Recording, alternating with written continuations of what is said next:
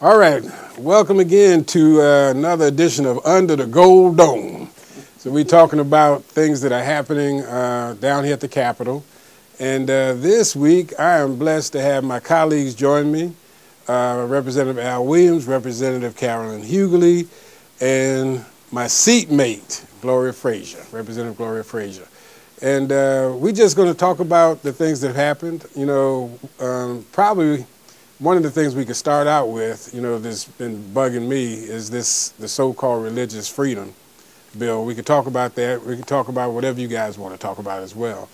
But what's your thoughts on this religious freedom? Thank you for inviting me, Roger. First, we need to get the name right. It is not a religious freedom bill. Absolutely. It is a discrimination bill. And we should call it like it is. I was talking to some preacher friends of mine this weekend, and I say emphatically that I have never or seldom met a preacher in general, and black in particular, that was not in charge. Mm-hmm. The only people our preachers usually answer to is the congregation, board of stewards or board of deacons, bishop or presiding elder. And I have never, we're steady looking for a problem to attach this solution to. Mm-hmm. And I'll be frank with you, after going to jail 17 times, I'm not discriminating against anybody between now and the grave. I hear you. You guys have thoughts on it that you want to share?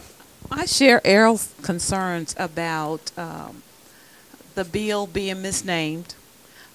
Georgia is a great state, and even in the civil rights era, Atlanta was too busy to hate.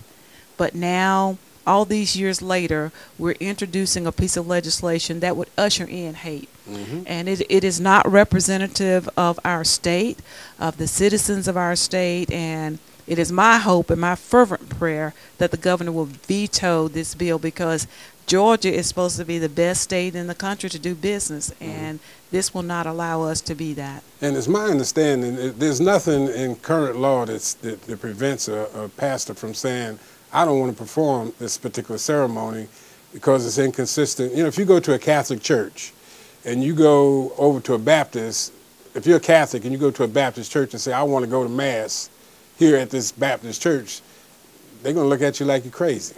I mean, there's nothing in the law that requires them to do anything they don't want to do.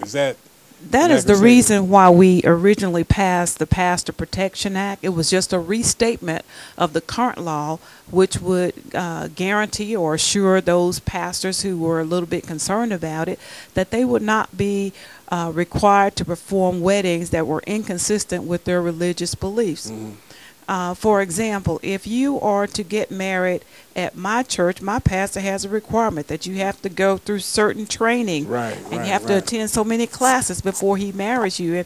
And if you don't do it, he's not going to marry you. And if you don't do it, he's not going to marry you. Yeah. So all of our ministers have certain requirements in place already that they utilize, and no one would make them do that. The bottom line is, when you get married, you're pronounced husband and wife based on the laws of the state of Georgia. Correct. It is not based on the rights or the principles of a certain religion. So it is a legal contract anyway when we're talking about somebody getting married. Gloria, you got something you want to say on it? I would just like to just echo what my colleagues have said, and also I'm concerned about the piece that was added on to the pastoral bill that will discriminate against the LGBT community. I was just at a luncheon today, and I was just amazed at how we were talking about things that happened back in the 60s.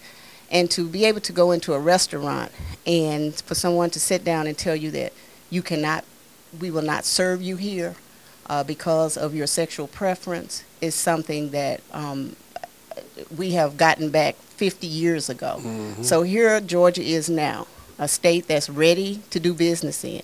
But we are displaying these discriminatory practices, which is not going to help our state at all. Yeah, not at all. If I can, I'm glad you brought that up, Representative Frasier, because that's what I was going to say.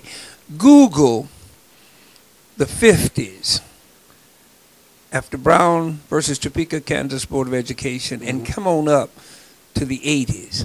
The arguments we heard for are so similar to the arguments that were against us eating, sleeping, and riding as African Americans. I don't know who's going to be next, but I would tell the Aleuts in Alaska, don't come to Georgia right now because we'll find a reason to put something on you. Right. Basically what they're saying is that they could discriminate against any group that is not specifically covered by the Civil Rights Act.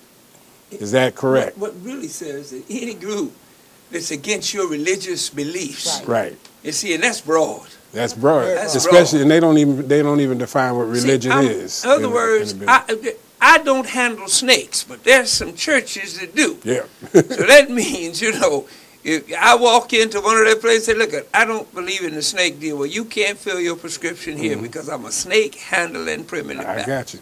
What are some of the other bills that you guys want to talk about? Actually, we would just like to address the campus carry bill right now. One of our main bills that we carried. I serve on Public Safety and Homeland Security. The bill came through the committee process. However, it did not get the attention that it should have from the public because the bill was called up unexpectedly in the after evenings, approximately after 4 o'clock in the evening. So why don't you talk about what the bill actually does? Actually, the bill will allow campus carry, students to carry weapons on campus. They cannot carry them into the frat houses or into the classrooms. So, but they can at the tailgate party where everybody's getting drunk, right? And they can, and they cannot carry them at tailgates. They cannot? No. Oh, okay. So the question is, have we gotten to a posture here in Georgia where our schools, I know we have had a lot of problems with shootings, but have we gotten to the posture that we have to have, everybody needs to carry a gun for safety reasons? And I'm very concerned about our students, and also there's not just students on campuses. Students have children. Right. They're at the daycare centers, so it's more than just the students. So what happens if the police, if something does actually happen on campus, and the police show up, and students have guns? How does the police know who the good guy is and who the bad guy is? Well, as with everything else, my fear is that if an African-American 21-year-old has a gun, he's going to get shot. He's going to get shot. If a non-African-American 21-year-old has a gun, then they might ask the question as to what they're doing.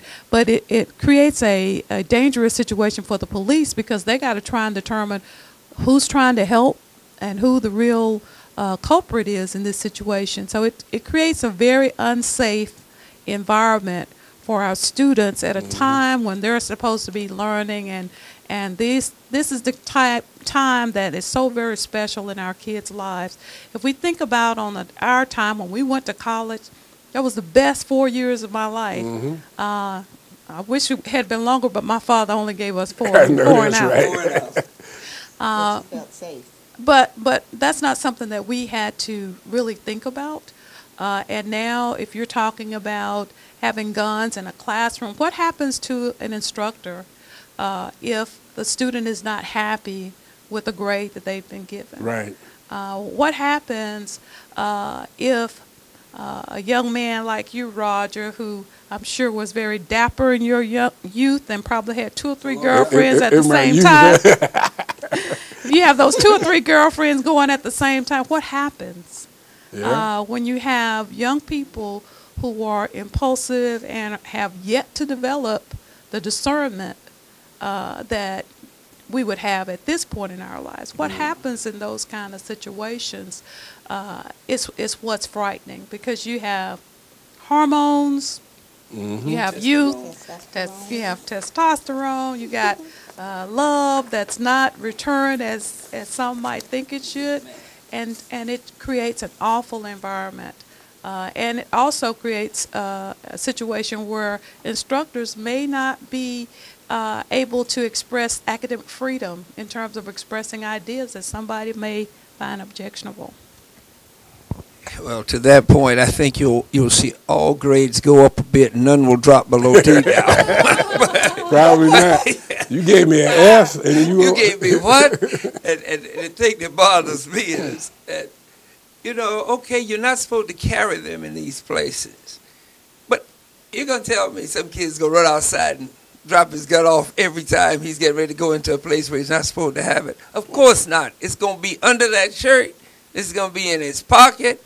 And all of a sudden, you're going to have campus policemen, because of this, scared to death that they might cross the line. You know, you can't even ask for a permit now if you stop somebody out on the road. So everybody's going to be confused. And unfortunately, even in Dodge City, when Matt Dillon was in charge, you had to check your guns at the gate. At the gate. You know, and I suspected that more cars would get broken into, too, because people are going to be storing those guns in their glove compartment. So somebody break in your car, steal your gun, and rob you with your own gun. I mean, it just doesn't make sense. You know, this is one of those that I really don't understand what's driving it. And I get a little nervous that maybe they know something that we don't know. You know, is there something getting ready to happen, a revolution, something? What's going on? I think you need to look at the disclosures. Yeah. Actually, so you're saying the Rifle Association? Follow the money. Yeah. Okay. Follow the money. Actually, in the bill, they do have storage units that will be built so the students actually can drop their weapons out in the lockers, and then they can retrieve them once classes are over with. That's the plan for the bill thus far. So, but one of the things that we have not addressed, we talk about guns, but we never addressed really the mental illness part of this piece. And as you notice, that many of the shootings that we had across the campuses are from mental illness. Georgia needs to address this more, because I feel that putting guns in everybody's hand is not the solution. I agree. In addition to that, mental illness often manifests itself at the very time that we're talking about putting guns in the hands of young people. And so I share that concern.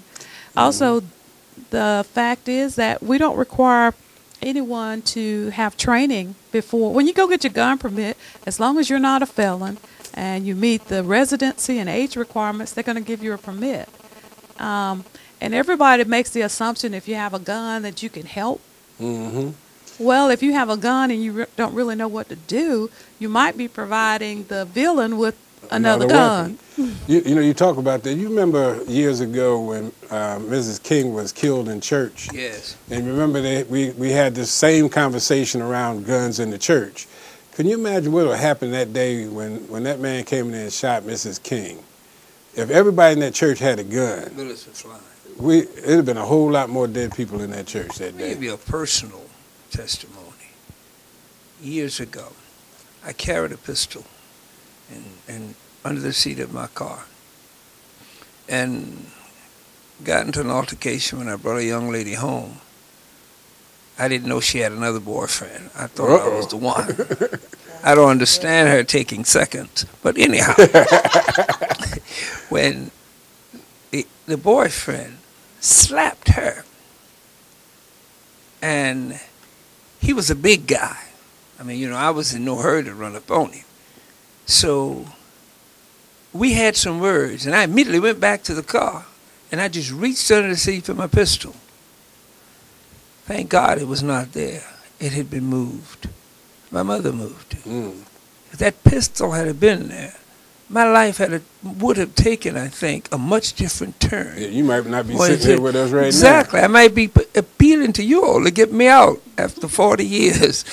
But, you know, it's because things you do when you're armed, you won't do unarmed. That's the bottom line, especially at a young, impulsive age. Yes. And to your point, Madam Whip, it was involving a girl.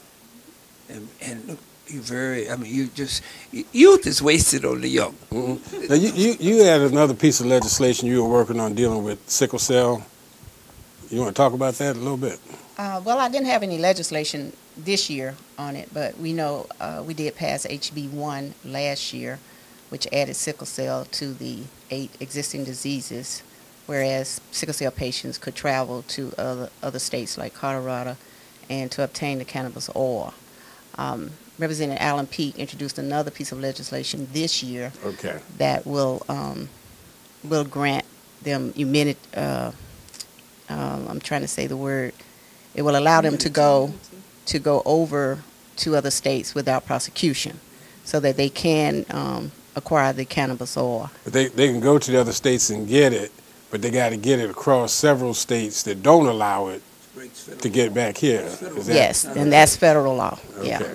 So as you know, he was the author trying to grow and harvest marijuana here in the state of Georgia. And so that has been put on the back burner right now. So we're hoping in the future, but it won't be no time too soon in the future, that we'll be addressing legal marijuana in the future. Were there some other bills that you guys wanted that you were working on that you want to talk about? I think that we need to talk about the Democratic Caucus, a promise kept package of bills. Okay. And Representative Williams was carrying one of those bills. We had several bills in that package, and all of those bills were aimed at our military families to make Georgia a better place for the military families to live. As you know, they come and they go, and Georgia has to compete with other states in terms of our bases and that kind of thing. So Mr. Williams thinks that he has the best base in his area. Of course, that happens to be Fort Benning, which is in my area. But I'm going to yield to him and let him talk about his piece. All right. Which happens to be Fort Gordon in my area. Okay. Thank you, Madam Whip and Representative Frasier. I will not mention the fact that 6 out of the last 9 years we were named the top military post in the world, not just Georgia. And I won't mention that. All right. But so let me move on. House Bill 821, and it was co-sponsored by Representative Frasier. This bill will direct professional and other boards in Georgia to do what's necessary to expedite the issuing of licenses, and this can be done through temporary licenses, however, but they must do it on this legislation. By the way, it passed our Senate rules today. But we found during a series of hearings throughout the state that 63% of active duty military people decide whether they're going to stay on in the service based on whether their spouses can be gainfully employed. So this is actually very vital to national security, since we have so many active duty military people. I had an instance in my district where a young lady came from Texas, a registered nurse, recognized in Texas, had been working as an RN, got to Georgia, couldn't get her license. 6 months later, when they finally got her license, she had started another career. She was already employed by somebody else. That's the type of thing that this bill hopes to alleviate. So all three of you have military bases in your district. Yes, Is we that have correct? the best. We have the bases. We have 2 others. Okay. I don't have one in mind. But Well, I just tell you that I have one up above them. I'm actually a military spouse. okay. Okay, and I am actually one of those military spouses that Representative Williams is talking about. We traveled 23 years, moved 16 times. Wow. And I was fortunate enough in the early 80s under President Reagan when he signed the military spousal preference bill, where I was able to move from one duty station to the next, but I was able to get a job within 90 days. But there were many, many, many other wives that could not. There were career wives. Military wives are just not at home. You know, we work every day and still take two paychecks. So this bill, 821, will help these military spouses who have careers like nurses and teachers and physical therapists and cosmetologists and barbers to be able to get their license, temporary license, so that they can actually start working. Because military families are just like everyone else. It don't take but 1 or 2 paychecks. And we're behind also. So it's a very good bill. I'm very proud to have been a co-sponsor with Representative Williams, and as I say, Fort Gordon is the #1 base, and right. and I'm going to say that because I'm on TV. We got a lot of #1 bases. I got the mic. Of course, we all know that it is Fort Benning. There are some other bills, though, that are important, and Representative Smyrie had House Bill 831, and that bill simply says that if you're serving in a National Guard, position and you are called up to duty, when you come back home, you can go back to your job. Okay. And so that's very. Is there any time limit on that?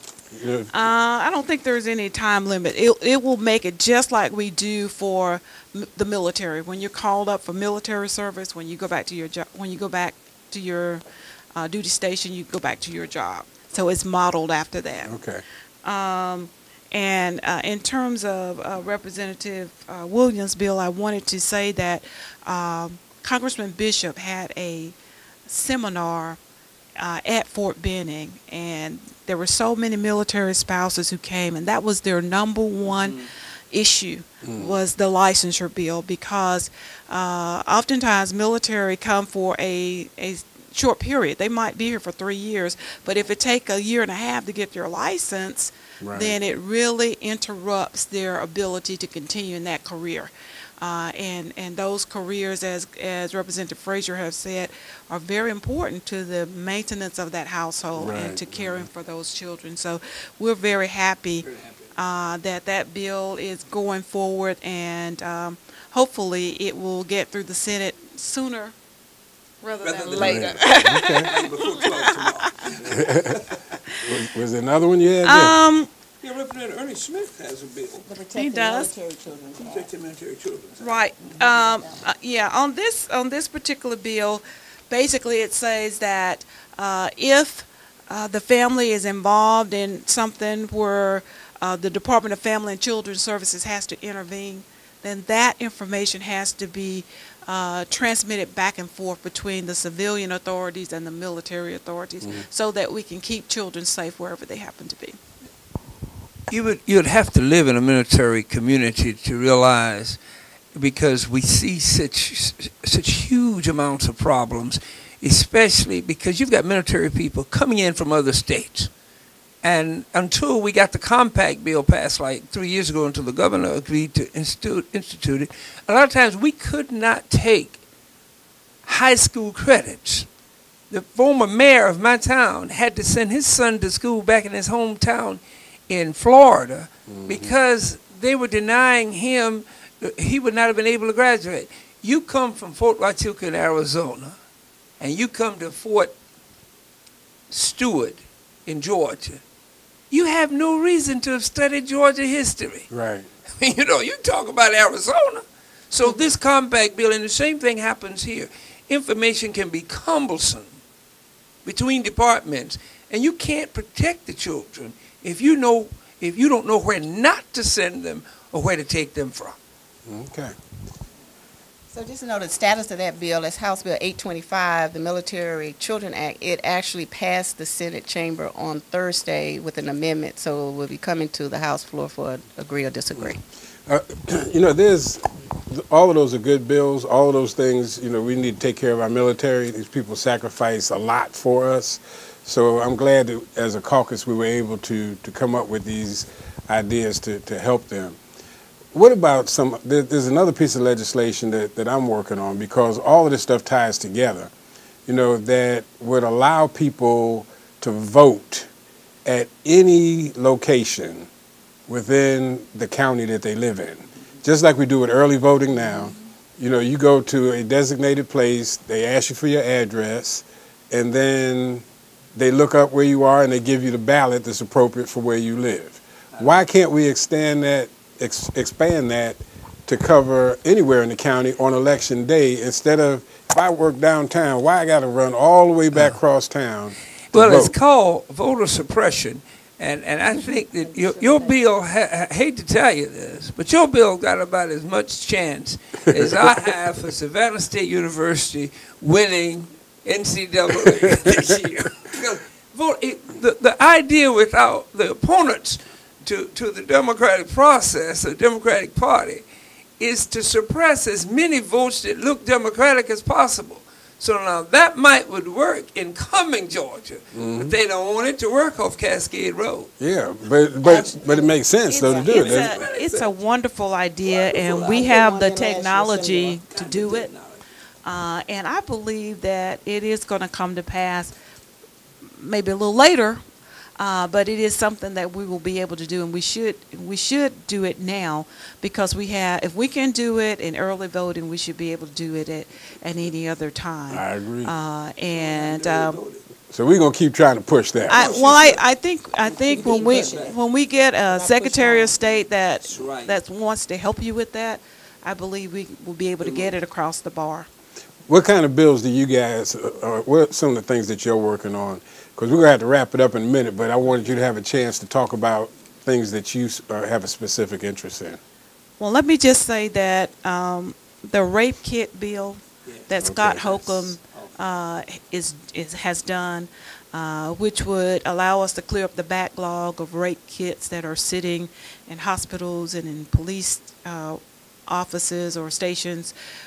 We really need that bill, and it is so unfortunate that we have a chair in the Senate who says that we don't need it because she didn't introduce we know it. what the rape kit means. Why don't you make sure that the people that are watching us understand exactly what that is? When you have a victim of rape, there is certain information and data that is collected from that rape victim, and that DNA information has to be examined in order for the case to be resolved. Unfortunately, Georgia has a backlog of rape kits that have not been examined, and this bill would allow us to eliminate that backlog of rape kits, and it will help our police authorities to solve crimes, and it will also give victims an opportunity to have their day in court. Okay. And while I agree, additionally, there could be some folk that are innocent. Those rape kits would exonerate. Exactly. In the interest of justice, I for the life of me, cannot understand how anybody in the General Assembly of Georgia would sit on a bill like this. Yes, This is a bill. Reform. This is a bill that has great. Everybody wants it. The GBI wants it. Mm-hmm. The prosecuting attorneys council wants it. Everybody wants this bill. But we'll see how it moves, and I think that this bill has a future, and eventually it's going to pass. It's just got to. We have not properly funded the GBI for years. We're doing better this year, and so they're overwhelmed. But we're letting this just happen. I mean, it's bad. It's bad that it's happened like this. There's so many other bills. I think this year, and I commend the leadership of our caucus. We don't get to pass a lot of bills, but we stopped some bad legislation this year. Yeah. We stopped some bad legislation. Sometimes you got to be on the defense. Yeah. So we played a good game of defense, and I think that's what our constituency was expecting. Let's be realistic. Every once in a while, even if you can't pass some legislation with your name on it, you don't get the publicity. But what about just the gratification of knowing you did the right thing by stopping bad legislation from being Georgia law? I got it. Anything to wrap up, guys? And then we'll call it a day. Well, first of all, I would just like to say thank you to our host. Well, thank you. Representative Bruce, it's always fun to do this. for having us. Bruce? Hey. And I can just say probably for a lot of my colleagues, this has been really a very good year for Democrats with the Promise Kept bills and being a part of being able to, if we couldn't stop the legislation, at least we voted to stop a lot of bad legislation that came through. And that's what, as legislators, that's what we are here for, to try to implement legislation that's going to be good for the state and good for all of our constituency. So thank you again. All righty. You guys? Roger, it's my pleasure to be with you, and thank you for inviting me, and thank all of you all for participating in the Democratic Caucus. Our goal is unity, and our goal is to provide a higher, better quality of life for the constituents that we represent. Sometimes that put us on the offense, sometimes that put us on the defense. Mm-hmm. But whatever the case may be, the citizens are our first priority. Absolutely. Thank you, Roger. We came in together.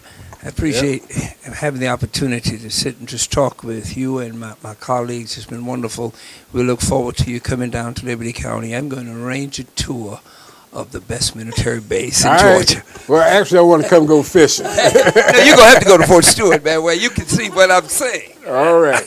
Well, I appreciate you guys for coming out, and hopefully, we'll do another one. I know we're going to do at least one more when the session is over to kind of wrap things up, and obviously you guys are welcome to come back if you want to talk about it some more, but thanks a lot. Appreciate you. Appreciate you. Thank you.